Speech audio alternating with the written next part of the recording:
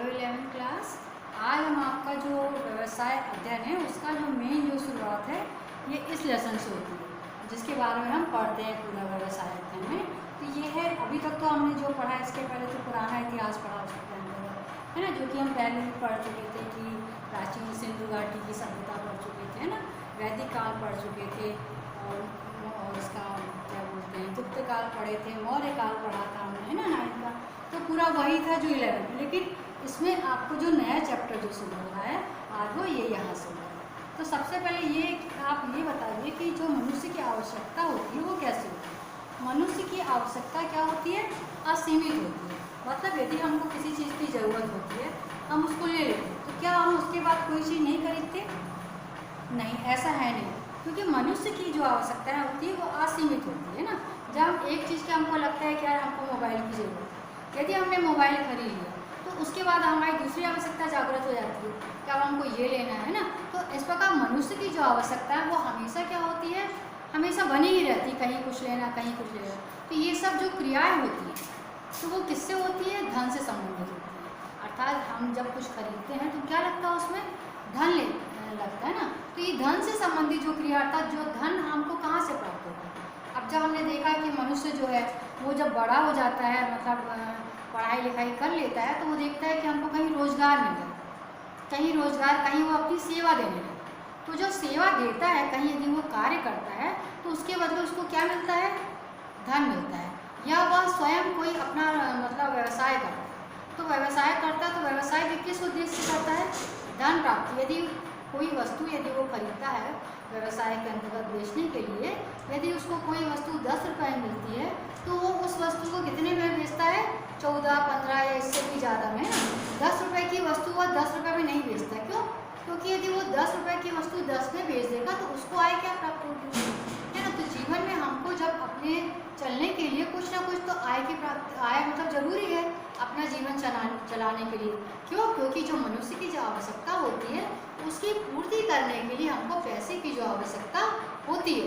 तो आज हम क्या पढ़ रहे हैं? पैसा मतलब आर्थिक क्रिया पढ़ रहे हैं, है ना। तो पैसे से संबंधित जो क्रियाएं होती हैं धन से संबंधित, आर्थिक अर्थात अर्थ अर्थात धन। तो जो क्रिया धन से संबंधित होती है उसको हम क्या बोलते हैं? आर्थिक क्रिया बोलते हैं, ठीक है ना। तो आज हम सिर्फ आर्थिक क्रिया क्या होती है वह पढ़ा। तो आर्थिक क्रिया के अंतर्गत वह समस्त क्रियाएं आ जाती हैं जो कि धन से संबंधित होती है। अर्थात किसी भी व्यक्ति का कहीं जाकर होटल, एक सामान्य व्यक्ति का होटल में कार्य करना या होटल के मालिक के द्वारा स्वयं होटल चलाना, ये भी एक आर्थिक कार्य हुआ। जो व्यक्ति उसके यहाँ लगे हैं, श्रमिक लगे हैं कार्य करने के लिए, तो वो भी क्या हुए? वे आर्थिक कार्य, वो भी एक काम क्या कर रहे हैं? आर्थिक कार्य कर रहे हैं। अर्थात बैंक क्या है? बैंक में जो समस्त व्यक्ति जो लगे रहते हैं काम में, तो वो उनकी भी क्रियाएं क्या हुई? आर्थिक कार्य हुआ। वो भी आर्थिक मतलब कि जब वो काम कर रहे हैं तो उसके बदले में उसको कुछ ना कुछ क्या मिल रहा है? पैसा मिल रहा है। तो वो क्या हो गया? आर्थिक कार्य। कहीं भी किसी भी कार्यालय में जो भी व्यक्ति काम करते हैं तो उसके बदले में उसको धन की प्राप्ति होती है ना। बिना धन के कोई कार्य कहीं भी नहीं कर सकता है। क्यों? क्योंकि मनुष्य को अपना जीवन चलाने के लिए अपना कुछ न कुछ जो है धन की आवश्यकता तो होती है, क्योंकि नहीं तो वो अपनी आवश्यकता की पूर्ति कैसे करेगा, है ना। तो ये जो समस्त क्रियाएं होती हैं वो किससे? धन से संबंधित होती है, इसलिए हम इसको आर्थिक क्रिया कहते हैं। तो हम समझ लेते हैं कि आर्थिक क्रिया क्या होती है। तो पीगू क्या है? एक वैज्ञानिक है। इन्होंने क्या कहा है कि आर्थिक क्रिया व सामाजिक क्रिया, अर्थात इन्होंने इसको सामाजिक क्रिया क्यों कहा है? क्योंकि ये समाज से संबंधित होते हैं। क्योंकि हम लोग क्या है? मनुष्य क्या है? एक सामाजिक प्राणी है। हम लोग कहाँ निवास करते हैं? समाज में निवास करते हैं ना, सामाजिक प्राणी है। तो ये समाज के अंदर ये क्रिया चलती रहती है। अर्थात इसको क्या बोला है पीगू के शब्दों में? आर्थिक क्रिया व सामाजिक क्रिया है जो व्यक्ति के कल्याण के लिए सब पर। अर्थात जब हम कोई काम करते हैं कहीं तो हमको उसके बदले क्या मिलता है? वहाँ से पैसा प्राप्त होता है। तो उस पैसे से हम क्या करते हैं? अपनी आवश्यकता की पूर्ति करते हैं ना। अपने हमको जो भी चीज़ चाहिए रहता है तो हम किससे लेते हैं? हमारे पास जो पैसा है उसी से लेंगे ना, गलत काम से तो लेंगे नहीं। तो जो पैसा हमारे पास आया है उससे हम अपनी आवश्यकता की पूर्ति, चाहे वो हमारा शौक हो, चाहे हमको उससे पिक्चर देखना हो तो उससे हम अपने पैसों से करेंगे, चाहे किताबें पढ़ना हो या टीवी खरीदा हमने तो वो अपने पैसों से खरीदा। मतलब हमने जो मनोरंजन की जो चीज़ें खरीदी वो अपने पैसों से खरीदी। रोज़ के जीवन यापन के लिए जो भी चीज़ हमको, भोजन पानी ना जो भी चीज़ लगता है वो जो हम खरीदते हैं वो किससे खरीदते हैं? अपने पैसों से खरीदते हैं, चोरी के पैसों से नहीं खरीदते। तो अपने जीवन की आवश्यकताओं की पूर्ति के लिए हमको जो धन की आवश्यकता होती है, तो जो व्यक्ति का कल्याण करता है ना, इससे हमारा कल्याण होता है, तो जो संपन्न की जाती है ये क्रिया और जिन्हें मुद्रा से मापा जा सकता है, जो हम क्रिया करते हैं तो उसको हम मुद्रा से माप सकते हैं। अर्थात जैसे वेतन है तो वेतन किसी को जैसे 10,000 मिला, किसी को 20 मिला, किसी को 25, मतलब कार्यानुसार जो वेतन मिलता है, किसी को 30, किसी को 50 या किसी को 5,000 महीने मिल रहा है। तो ये जो वेतन जो मिलता है वो उसको हम जो कार्य कर रहे हैं तो कार्य के द्वारा जो हमको आर्थिक जो धन मिल रहा है उसको हम माप सकते हैं। ठीक है, तो ये आर्थिक क्रियाएं कहलाती हैं। तो आर्थिक क्रिया की हम सबसे पहले विशेषता पढ़ लेते हैं कि वह क्रिया जिसमें कि हमको धन की प्राप्ति होती है, वह क्रिया मनुष्य जो अपने धन की प्राप्ति के लिए करता है, क्रिया मतलब कार्य, वह कार्य जो मनुष्य धन की प्राप्ति के लिए करता है उसको हम आर्थिक क्रिया कहते हैं। अर्थात आर्थिक क्रिया में एक मालिक के द्वारा कहीं दूसरे संस्थान में किया जाने वाला कार्य, यदि वो कहीं किसी इंडस्ट्री में काम कर रहा है तो वो कार्य क्या कहलाएगा? उसका वहाँ पे जाके यदि मालिक का वो कार्य कर रहा है तो वो काम क्या कहलाएगा? वो काम उसका जो काम कर रहा है तो वो उसके बदले उसको क्या मिल रहा है? पैसा मिल रहा है, तो वो काम क्या कहलाएगा? उसका आर्थिक कार्य कहलाएगा। ठीक है, और यदि वो अपने ही घर में यदि वह पेड़ पौधे लगा रहा है, एक माली जो है वो अपने ही घर में यदि पेड़ पौधे लगा रहा है तो उसके बदले में उसको कोई भी धन नहीं मिल रहा है, तो वह इसकी यह आर्थिक क्रिया नहीं होगी।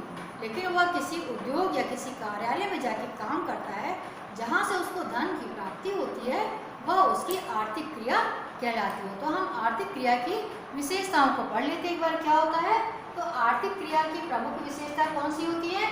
आर्थिक क्रिया का उद्देश्य धन उपार्जन मतलब धन की प्राप्ति अर्थात आय की प्राप्ति होता है।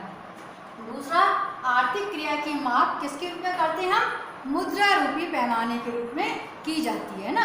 अब तीसरा, आर्थिक क्रिया में वस्तु अथवा सेवा का विनिमय अर्थात वस्तु और सेवा का हस्तांतरण किया जाता है। अर्थात वस्तु जैसे कि हम कहीं कार्य करते हो तो जरूरी धन की जगह हमको कई बार वस्तु ही मिल जाती है, और सेवा मतलब हमने जो कार्य किया तो कहीं यदि हमने कार्य किया तो कार्य क्या है? एक सेवा है।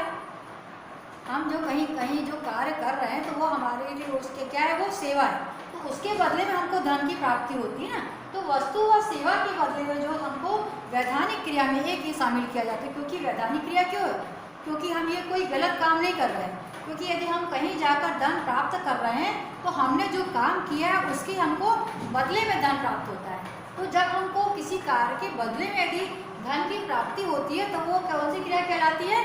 वैधानिक क्रिया कहलाती है। तो जब वैधानिक क्रिया के द्वारा हमको धन की प्राप्ति होती है, किसके द्वारा? वस्तु और सेवाओं के विनिमय मतलब के द्वारा हमको वैधानिक क्रिया को इसमें शामिल किया जाता है। क्योंकि ये हमने किसी गलत काम से चोरी करके हमने उस पैसों को प्राप्त नहीं किया था, तो हमने काम के बदले में उस पैसों को प्राप्त किया है, इसको सम्मिलित किया जाता है।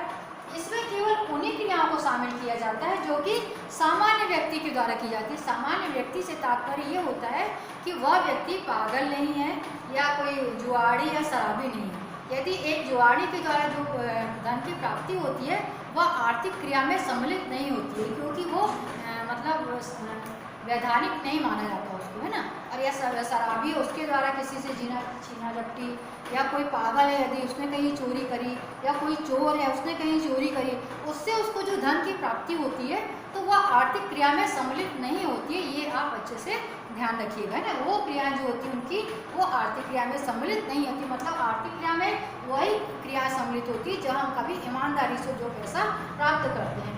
अर्थात आर्थिक क्रिया सामाजिक क्रिया होती है। अर्थात जो सामाजिक क्रिया क्यों होती है?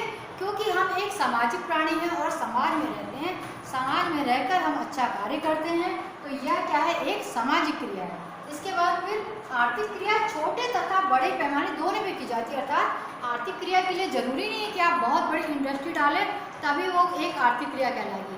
अर्थात आर्थिक क्रिया में एक छोटी सी पान की दुकान या एक मोची के द्वारा बैठ कर जूते में जो बैठ के पॉलिश करता रहता है रोड पे बैठ के, तो वो भी एक क्या हुई?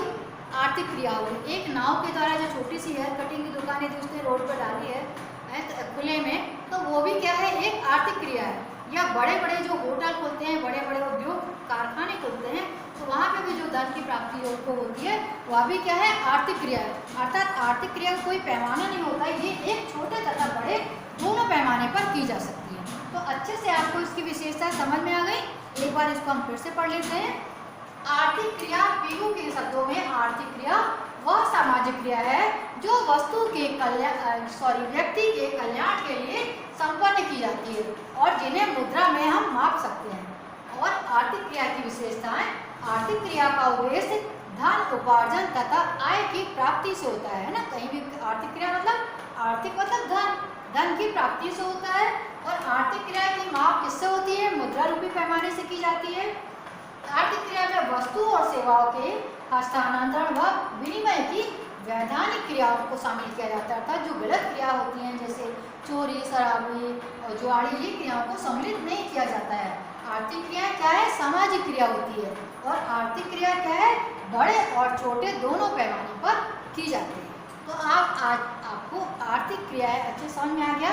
जैसा कि हम जानते हैं कि हम मनुष्य एक सामाजिक प्राणी है और उसको अपने जीवन में जीने के लिए कुछ तो पैसे की आवश्यकता तो होती ही है।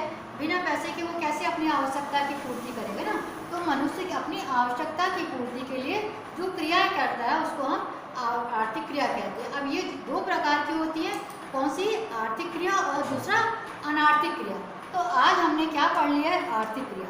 पूरा हमने आर्थिक क्रिया के बारे में पढ़ लिया है। आशा है बच्चों आप लोग को अच्छे समझ में आ गया होगा। तो जितने भी बच्चे ये 11वीं क्लास की वीडियो देख रहे हैं वो अपनी कॉपी में आर्थिक क्रिया क्या होती है उसकी विशेषताएं लिख लीजिए, क्योंकि ये आपका इम्पोर्टेंट फर्स्ट क्वेश्चन ही है कि आर्थिक क्रिया क्या होती है, अनार्थिक क्रिया क्या होती है। इसमें नहीं तो खाली इस तरह किसी में आता ही है। और आप कॉपी में लिख रहे हैं तो उसका आप क्लिक करके उसकी फ़ोटो अवश्य इसमें ग्रुप में डाल दीजिए। यदि आप नहीं डाल रहे हैं तो आप कभी कभार स्कूल भी आके अपनी कॉपी चेक अवश्य कराते जाइए, क्योंकि आपके ये फर्स्ट यूनिट टेस्ट के नंबर आपको आपकी कॉपी में ही दिए जाएंगे। तो सुन रही हो अपेक्षा। और जो भी 10th के बच्चे, नए बच्चे जिन्होंने कॉमर्स लिया है, उन सभी से हम कह रहे हैं कि सभी लोग अपनी कॉपी में ये लिखते जाएं और इसकी फ़ोटो क्लिक करके ग्रुप में डालते जाएं। और यदि आप ग्रुप में नहीं डाल रहे हैं तो कभी आपको समय है तो आप स्कूल भी आकर अपनी कॉपी जो है वो चेक करा सकते हैं। तो आज के लिए बच्चों इतना ही।